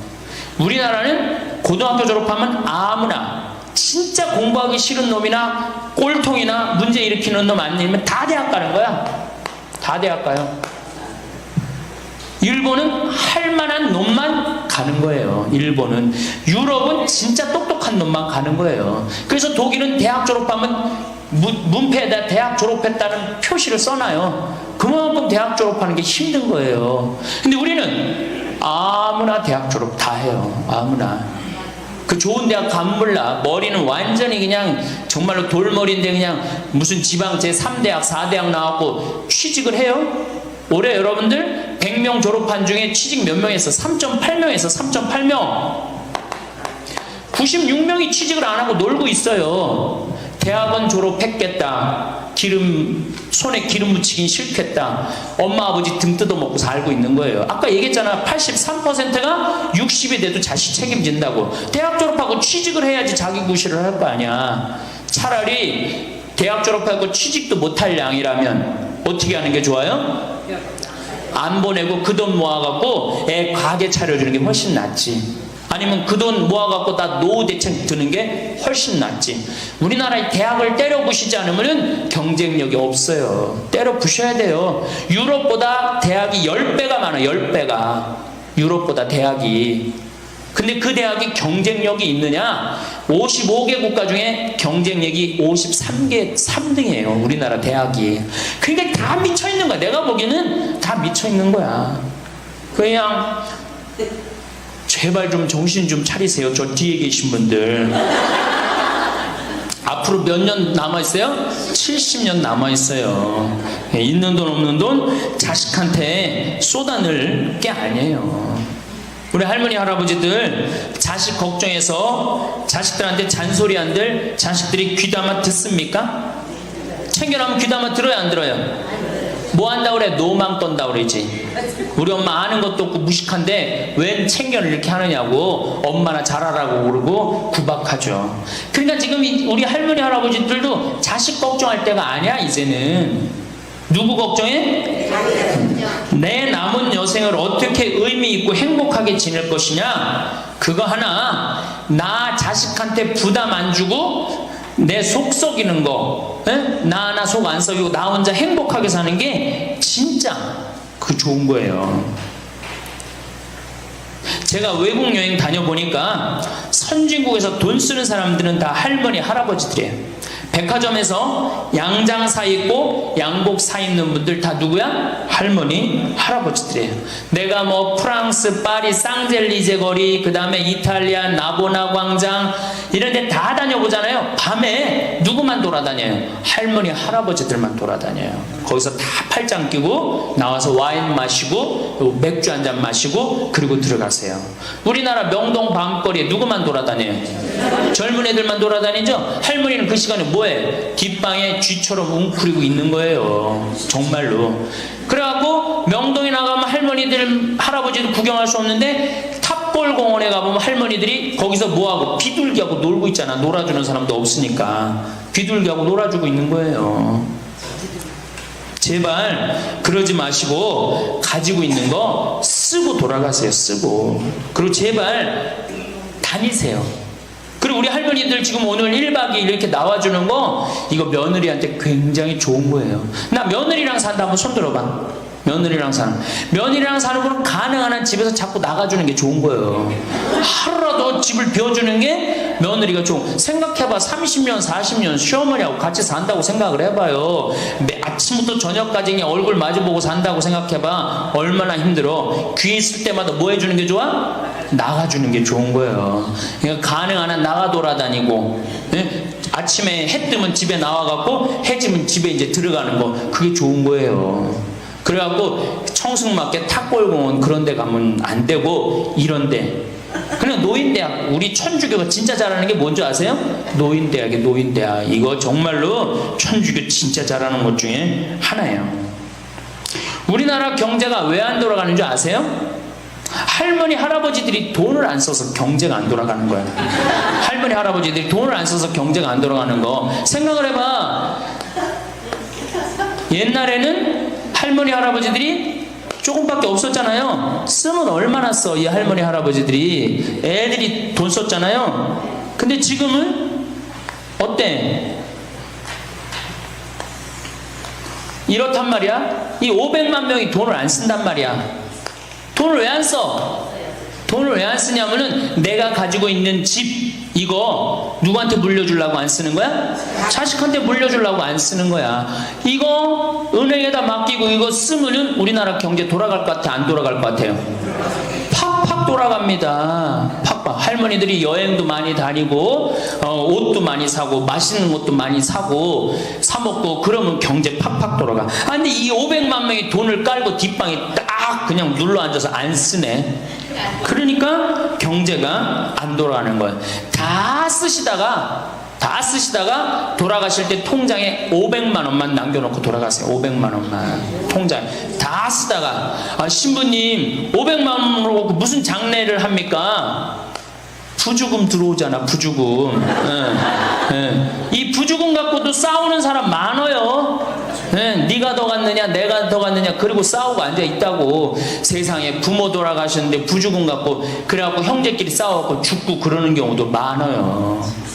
얼마나 이게 우리나라가 지금 정말 불행한 거예요. 다 쓰다가 통장에 얼마만 남기고 죽어? 500만 원만 남기고 죽을 때 어떻게 죽어? 꼴까닥 죽어버리란 말이야. 다 쓰다가 통장에 500만 원만 남으면 꼴까닥 죽게 돼 있어요. 근데 안 쓰고 뒷방에 들어 앉으면 10년 20년 벽에 똥치라고 사는 거예요. 저는 우리 형제들한테 이미 공표했어요. 어머니가 돌아가시든지 아버지가 돌아가시든지 부주금 들어오면 형제들이 한 푼도 손 못 댄다. 그거 내가 다 가지고 과원이나 양론에 집 한 채 줘준다. 어머니 이름이나 아버지 이름으로. 얼마나 멋있어. 그렇게 멋있게 살다가 가야 되지 않아요? 이건 죽으나 사나 내 자식밖에 모르고 사니 이게 얼마나 나라가 빡빡하고 답답해요. 우리나라 그냥 다른 빌 게이츠 240억 달러를 사회에 기증해놨잖아요. 우리나라는 어떻게 한 푼이라도 더 자식한테 재산, 돈 많은 사람들이 재산 자식한테 더 준다고 편법 쓰고 불법 쓰고. 아 정말 얼마나 답답해요. 우리 할머니들은 다 쓰다가 통장에 500만 원만 남기고 죽든지, 만약에 죽으려고 그랬는데도 아직도 돈이 남았다 그러면은 본당 신부한테 갖다 줘. 네? 여러분 한신민한테 갖다 주란 말이야.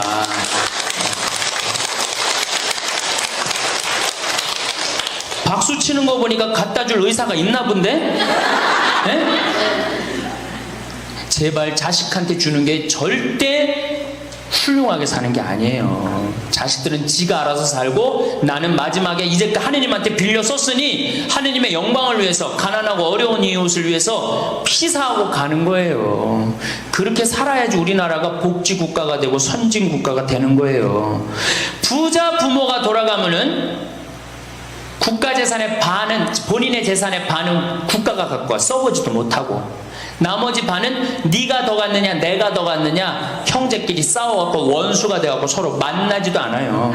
네, 만나지도 않아요. 근데 가난한 집 부모가 돌아가면은 이제 우리 부모 돌아갔으니까 우리밖에 안 남았다. 서로 나눠 가질 것도 없으니까 싸우지도 않고 어떻게 우애가 더 좋아진단 말이에요. 그걸 누가 만들어? 여러분들이 결정하는 거예요. 지금 아까 물어보니까 뭐 4억 5억 아파트 한 채 뭐 4억 5억 야, 그 돈 남겨놓으면 자식이 좋아할 것 같아요? 서로 원수됩니다. 원수돼요. 그러니까 다 쓰다 돌아가세요. 냉면 먹고 싶으면 큰아들이 사줄래나 둘째 아들이 사줄래나 막내딸이 사줄래나 여름 내내 기다렸는데 한 놈도 와서 안 사줘. 그럼 억울해 안 억울해? 아니 냉면이 얼마나 한다고 5,000원이면 사 먹잖아요. 그럼 내 돈 주고 내가 가서 사 먹으면 되는 거를 큰아들이 사줄래나 둘째 아들이 사줄래나 막내딸이 사줄래나 그걸 기다려. 그렇게 청승을 떨고 살아요. 내가 가서 내가 사 먹으면 되는 걸. 근데 평생 나를 위해서 써봤어 안 써봤어? 이젠 써보세요. 날 위해서 쓰는 연습을 하세요. 그래야지 나라 경제가 돌아가는 거예요. 나무는 뿌리가 썩으면은 나무는 튼튼 사람을 따. 성공한 사람들을 보면 크게 두 부류로 나뉘는 걸 알 수 있습니다. 하나는 자신이 성공했다고 여기저기 떠벌리고 다니는 사람들, 그리고 또 하나는 조용히 아무 말 없이 자기 삶을 사는 사람들입니다. 우리는 흔히 성공을 하면 자연스럽게 자랑하고 싶어질 거라고 생각하죠. 좋은 차를 사고 비싼 시계를 차고 SNS에 멋진 사진을 올리고 싶을 겁니다. 왜냐하면 그렇게 하면 남들이 나를 더 인정해 줄 거라고 믿으니까요. 하지만 현실은 그렇지 않습니다. 오히려 진짜 성공한 사람들은 그렇게 행동하지 않습니다. 왜냐하면 보여줄 필요가 없기 때문입니다. 돈이 많다고 높은 자리에 있다고 유명하다고 해서 굳이 그걸 드러낼 필요는 없습니다. 그걸 아는 사람들은 이미 알고 있고 모르는 사람들은 알 필요가 없죠. 그런데도 굳이나 성공했다고 떠드는 사람들이 있습니다. 그런 사람들은 왜 그럴까요? 간단합니다. 그 사람들은 사실 그렇게까지 성공한 게 아니기 때문입니다. 우리는 종종 SNS에서 성공한 사람들을 봅니다. 해외여행을 가고 고급 레스토랑에서 밥을 먹고 멋진 차를 타고 다니는 모습? 그런데 가만히 보면 그런 걸 보여주는 사람들은 언제나 뭔가를 팔고 있습니다. 강의를 팔든 자기 브랜드를 홍보하든 아니면 단순히 자기 자존감을 유지하려고 하든 간에 결국 목적이 있는 거죠. 진짜 부자들은 그렇게 하지 않습니다. 오히려 조용히 아무도 모르게 자기 일을 합니다. 왜냐하면 자랑해서 얻을 게 없기 때문입니다. 오히려 괜히 잘난 척했다가 사람들에게 이용당하거나 시기와 질투를 받거나 쓸데없는 오해를 사는 게 더 피곤합니다. 이건 단순한 돈 이야기가 아닙니다. 사회적인 성공을 이룬 사람들도 마찬가지입니다. 진짜 실력 있는 사람들은 자기 실력을 굳이 떠벌리지 않습니다. 왜냐하면 그럴 필요가 없으니까요. 자기 분야에서 최고라면 사람들이 먼저 알아서 찾아옵니다. 반대로 실력이 부족한 사람일수록 자기를 포장하려고 애씁니다. 우리가 흔히 듣는 말이 있죠. 빈수레가 요란하다. 이 말이 괜히 있는 게 아닙니다. 정말 내실이 있는 사람들은 굳이 시끄럽게 굴지 않습니다. 반대로 겉만 번지르르한 사람들은 자기가 얼마나 대단한지 떠들고 다닙니다. 이걸 좀 더 현실적인 예로 들어볼까요? 동창회에 나가면 꼭 이런 사람이 있습니다. 옛날에는 별거 아니었는데 갑자기 잘 됐다고 나타나서 자기가 얼마나 성공했는지 자랑하는 사람. 처음에는 다들 와 대단하다 하고 들어주지만 시간이 지나면 어떨까요? 대부분 속으로 이렇게 생각할 겁니다. 저 사람 뭐 저렇게까지 티를 내? 결국 그런 사람은 점점 멀어지게 됩니다. 반면에 정말 성공한 사람들은 조용합니다. 굳이 자기가 어떻게 살고 있는지 설명하지 않죠. 그런 사람들은 오히려 주변에서 먼저 알아보고 자연스럽게 존경을 받습니다. 그게 진짜 성공입니다. 그럼 우리는 어떻게 해야 할까요? 내가 뭔가를 이루었을 때 굳이 남들에게 알릴 필요가 있을까요? 물론 가까운 사람들에게 좋은 소식을 전하는 건 좋습니다. 하지만 굳이 모든 사람들에게 나 이렇게 잘 살고 있어요 하고 알릴 필요는 없습니다. 그런 행동은 결국 나에게 득이 되지 않습니다. 성공이라는 건 원래 조용한 겁니다. 내가 잘 되고 있으면 주변 사람들이 자연스럽게 알게 됩니다. 굳이 내가 말하지 않아도 내 행동과 태도에서 묻어나오게 되어 있습니다. 그러니 굳이 보여주려고 애쓰지 마세요. 오히려 그게 더 진짜 성공한 사람의 태도입니다. 사람은 사회적 동물이라고 하잖아요. 혼자 살아갈 수 없고 결국 사람과의 관계 속에서 기쁨도 얻고 때로는 상처도 받습니다. 그런데 한 가지 생각해 볼 게 있어요. 우리가 정말 인간관계가 필요해서 맺고 있는 걸까요? 아니면 그냥 그래야 한다고 배워서 어쩔 수 없이 유지하고 있는 걸까요? 어릴 땐 친구 많으면 좋다고 하죠. 사회생활에서도 인맥이 중요하다는 말을 많이 합니다. 그런데 정작 주변을 보면요. 인간관계가 넓은 사람일수록 스트레스를 더 많이 받아요. 전화벨이 울릴 때마다 이번엔 또 무슨 부탁일까 싶고 단체 채팅방에서 메시지가 올 때마다 이걸 또 어떻게 대답해야 하나 고민하죠. 관계가 많아질수록 책임과 피로도 함께 늘어나는 겁니다. 어떤 사람들은 인간관계를 줄이면 외롭지 않겠냐고 해요. 그런데 가만히 생각해보면 진짜 외로움을 느끼는 순간이 언제인지 아세요? 오히려 불필요한 인간관계 속에 있을 때입니다. 같이 밥을 먹고 얘기를 나누는데도 뭔가 허전하고 대화가 컥 돌고 속마음을 나누지도 못할 때? 그럴 때 우리가 더 외롭다고 느끼죠. 그렇다고 당장 인간관계를 다 끊어버릴 순 없겠죠. 하지만 적어도 내가 정말 소중하게 여겨야 할 관계와 그냥 관성적으로 유지하는 관계는 구분할 필요가 있습니다. 예를 들어 매번 나한테 부탁만 하고 정작 내가 어려울 땐 연락 한 번 없는 사람. 내가 실수하면 뒷담화를 하면서 내 앞에서는 웃는 사람. 이런 관계를 굳이 계속 이어갈 이유가 있을까요? 가끔은 이런 경험도 있을 거예요. 우연히 어떤 사람과 친해졌는데 만난 지 얼마 되지도 않았는데 너무 많은 걸 털어놓는 사람들 있죠. 자기 속사정부터 가족 문제, 직장 고민까지 쏟아내는 사람들. 이런 경우 두 가지의 가능성이 큽니다. 하나는 그냥 감정적으로 의존할 사람이 필요해서일 수도 있고 또 하나는 내가 믿을 만한 사람인지 떠보는 걸 수도 있어요. 어떤 경우든 이런 관계는 오래가기 어렵습니다. 사실 친밀함이라는 건 시간이 필요한 법이에요. 적당한 거리를 두고 천천히 서로를 알아가야 하는데 초반부터 급격하게 가까워진 관계는 쉽게 무너지는 경우가 많습니다. 처음엔 친하다고 생각했는데 어느 순간 사소한 일로 틀어지고 결국 남보다 못한 사이가 되는 거죠. 그러면 인간관계를 어떻게 해야 할까요? 답은 간단합니다. 억지로 맺지 말고 굳이 유지하려고도 하지 않는 거예요. 내가 편한 관계라면 자연스럽게 이어질 것이고 그렇지 않다면 서서히 멀어질 겁니다. 그리고 그걸 억지로 붙잡지 않아도 괜찮습니다. 관계를 유지하는데 에너지를 쓰기보다는 정말 소중한 관계에 집중하는 게 더 낫지 않을까요? 어떤 사람은 내가 인간관계를 줄이면 나중에 나 혼자 남는 거 아니냐 걱정하기도 해요. 그런데 생각해보면요, 진짜 나를 위하는 사람은 많지 않아요. 인간관계를 줄인다고 해서 완전히 혼자가 되는 게 아닙니다. 오히려 불필요한 관계를 정리하고 나면 남아있는 관계들이 더 단단해지고 가치 있게 느껴질 겁니다. 예전엔 인맥이 자산이라는 말을 많이 했어요. 그런데 요즘은 꼭 그렇지도 않죠. 오히려 불필요한 인간관계가 많으면 그게 짐이 될 수도 있어요. 적당한 거리, 적당한 선. 이걸 잘 지키는 게 결국엔 가장 편한 인간관계를 유지하는 방법 아닐까요? 한번 곰곰이 생각해 보세요. 지금 내 주변에 있는 사람들 중에서 내가 정말 편하게 만날 수 있는 사람이 몇 명이나 되는지, 내가 억지로 맞춰주고 있는 관계는 없는지. 관계를 줄이면요, 외로워지는 게 아니라 오히려 더 자유로워집니다. 그리고 자유로워진 만큼 내 인생에서 정말 중요한 것에 집중할 수 있게 됩니다. 인간관계 너무 많은 걸 신경 쓰다 보면 정작 중요한 걸 놓칠 수 있어요. 그러니까 이제는 한 번쯤 정리해보는 것도 나쁘지 않을 겁니다. 사람들이 돈을 많이 벌고 싶어 하는 이유가 뭘까요? 단순히 돈이 많으면 좋으니까? 물론 그것도 있겠지만 사실 돈을 원하는 진짜 이유는 더 나은 삶을 살기 위해서겠죠. 그런데 문제는 돈을 많이 번다고 해서 반드시 삶이 나아지는 건 아니라는 겁니다. 오히려 더 많이 벌수록 더 많이 쓰게 되는 경우가 많아요. 가끔 이런 생각 해본 적 없으세요?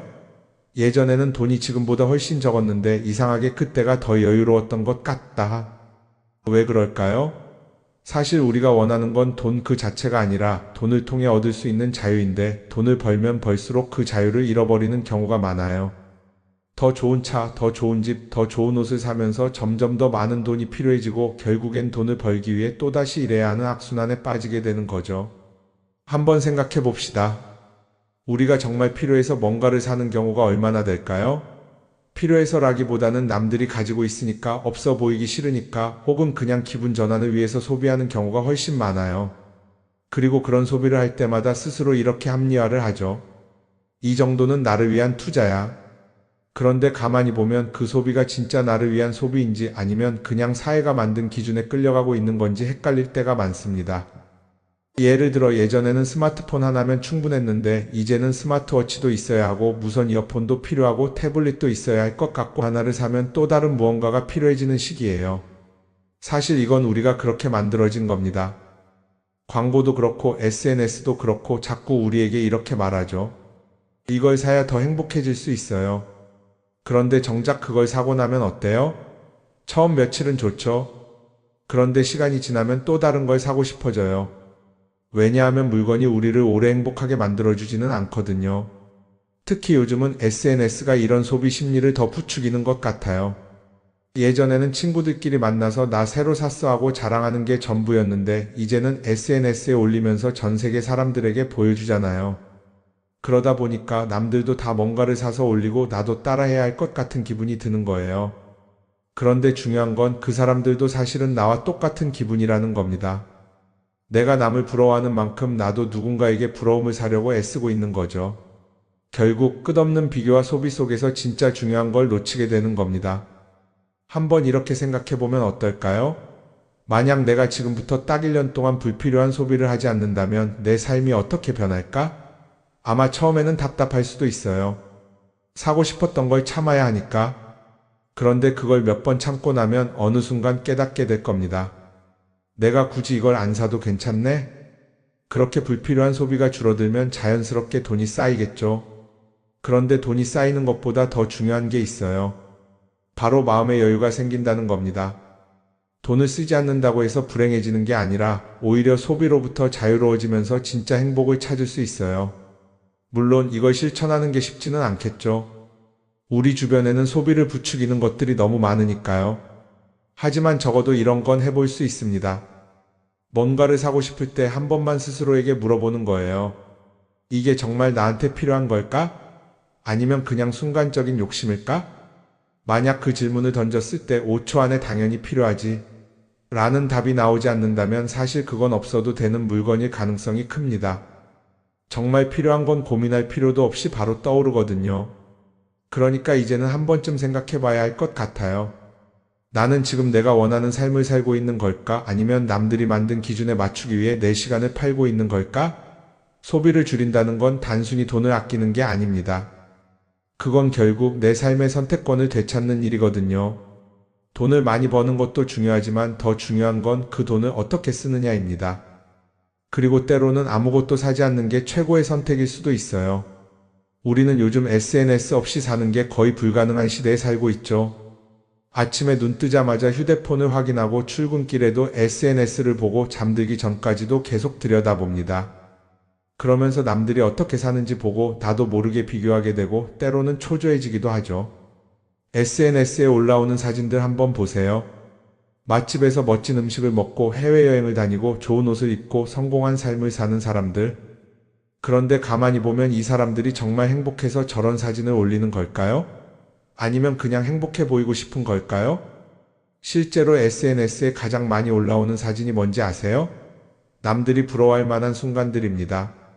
집에서 편하게 쉬고 있는 모습이나 출근길에 지친 얼굴, 어제 먹다 남은 배달 음식 사진 같은 건 잘 안 올리죠. 대신 멋진 레스토랑, 명품 가방, 고급 호텔 같은 것들이 올라옵니다. 왜 그럴까요? 결국 SNS는 보여주기 위한 공간이기 때문입니다. 여기서 중요한 게 있어요. 우리가 SNS에서 보는 건 그 사람의 삶 전체가 아니라 편집된 일부 장면이라는 겁니다. SNS는 마치 한 편의 다큐멘터리나 영화처럼 잘 꾸며진 장면들만 보여줍니다. 그런데도 우리는 그걸 보면서 아, 저 사람은 나보다 더 행복하구나 하고 착각하죠. 예를 들어 SNS에서 한 친구가 해외여행을 가서 아름다운 풍경을 찍어 올렸다고 해볼게요. 우리는 그걸 보면서 부럽다, 나도 저렇게 살고 싶다라고 생각하겠죠. 그런데 정작 그 친구는 사진을 찍고 나서도 일 때문에 스트레스를 받고 있을 수도 있고 여행 비용을 감당하느라 카드가 걱정을 하고 있을 수도 있습니다. 그 부분은 우리는 알 수가 없죠. 그런데 문제는 이렇게 남들과 비교하는 습관이 쌓이면 결국 내 삶이 초라하게 느껴진다는 겁니다. 원래는 그냥 조용히 살아도 괜찮았는데 SNS를 보고 나면 나만 뒤처지는 것 같고 뭔가를 더 해야 할 것 같고 괜히 불안해지죠. SNS는 기본적으로 사람들의 비교 심리를 자극합니다. 남들이 가진 걸 나도 갖고 싶게 만들고 남들이 하는 걸 나도 해야 할 것 같은 기분이 들게 만들죠. 그러다 보니 필요하지도 않은 걸 사게 되고 무리해서라도 화려한 곳에 가게 되고 남들에게 보여주기 위해 사는 삶을 살게 됩니다. 그럼 어떻게 해야 할까요? 사실 정답은 간단합니다. SNS에서 보이는 것들을 곧이곧대로 믿지 않는 것입니다. 그리고 더 중요한 건 남과 비교하는 걸 멈추는 것이에요. 어떤 사람이 비싼 차를 타고 다닌다고 해서 그 사람이 꼭 행복한 건 아닙니다. 좋은 차를 타고 다니지만 밤마다 사업 걱정에 잠 못 이루는 사람도 많아요. 반대로 대중교통을 이용하지만 마음 편하게 사는 사람도 있죠. 결국 행복은 보이는 것이 아니라 느끼는 것입니다. SNS를 덜 보면 덜 불행해진다는 연구 결과도 있어요. 하루 종일 남의 삶을 보면서 비교하는 시간을 줄이면 내 삶에 집중할 수 있는 시간이 많아지는 겁니다. SNS를 완전히 끊을 필요는 없지만 최소한 그 안에 있는 것들이 전부 진짜라고 생각하지 않는 태도는 필요합니다. 우리는 누구나 자신만의 속도로 살아가고 있어요.